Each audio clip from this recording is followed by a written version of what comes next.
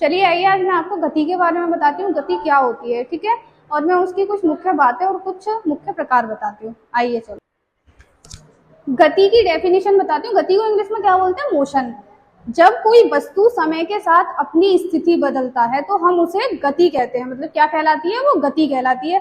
जब कोई भी वस्तु समय के साथ अपनी स्थिति को बदलता है तो उसे हम गति कहते हैं। ओके, जैसे कि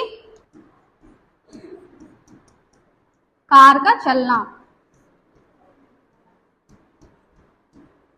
कार का चलना क्या कहलाता है? गति। ओके, कुछ मुख्य बातें जैसे दूरी। दूरी को इंग्लिश में हम क्या बोलते हैं? डिस्टेंस। जैसे कुल रास्ता, जैसे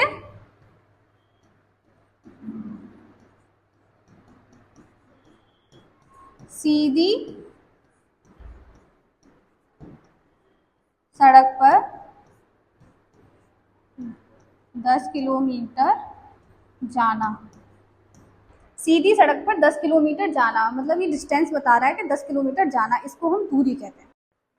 विस्थापन। विस्थापन को इंग्लिश में बोलते हैं हम डिस्प्लेसमेंट। ओके, डिस्प्लेसमेंट होती क्या चीज है? जैसे शुरुआती और अंतिम बिंदु के बीच सीधी दूरी, ठीक है। जैसे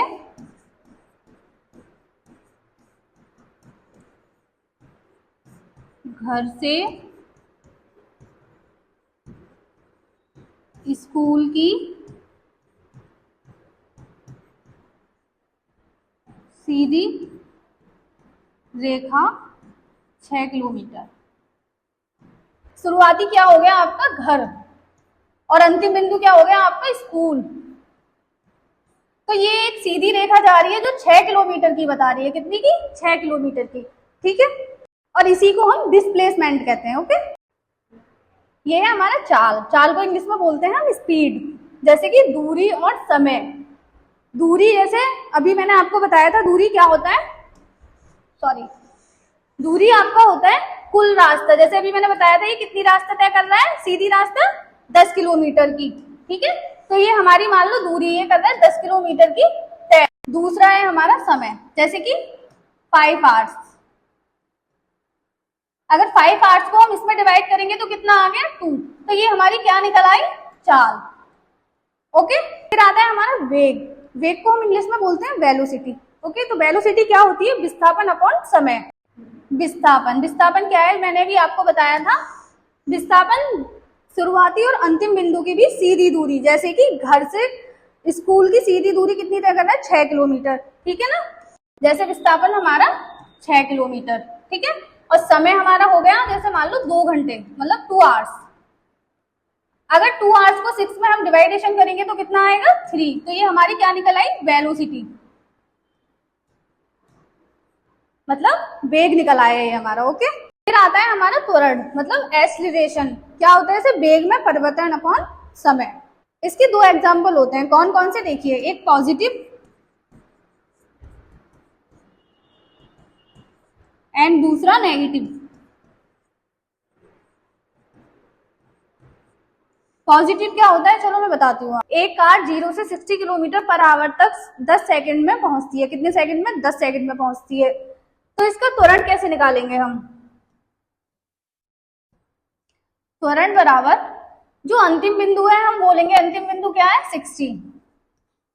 60 माइनस फिर हमारा शुरुआत बिंदु क्या है जो हम लेंगे? 0। ये हमारी एक इक्वेशन बन जाएगी। डिवाइडेशन कितना है? 10 सेकंड। तो ये कितना हो गया? इसका जब पूरे में डिवाइड करेंगे तो कितना हो जाएगा? 6 किलोमीटर पर सेकंड। ओके, अब देखिए नेगेटिव। वही कार 60 किलोमीटर पर आवर से रुकने पर 0 किलोमीटर पर आवर तक 10 सेकंड में आती है। कितने सेकंड में आती है? 10 सेकंड में।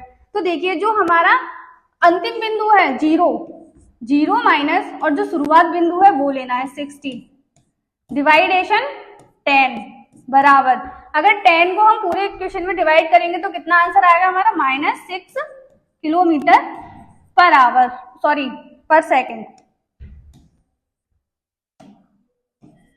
पर सेकंड, ठीक है। अगर आपको इसमें कुछ समझ में नहीं आ रहा हो या कोई दिक्कत हो या कोई डाउट हो तो आप मुझे कमेंट बॉक्स में बताइए। मैं आपको नेक्स्ट वीडियो में आपके सारे डाउट्स क्लियर कर दूंगी। Okay, thank you.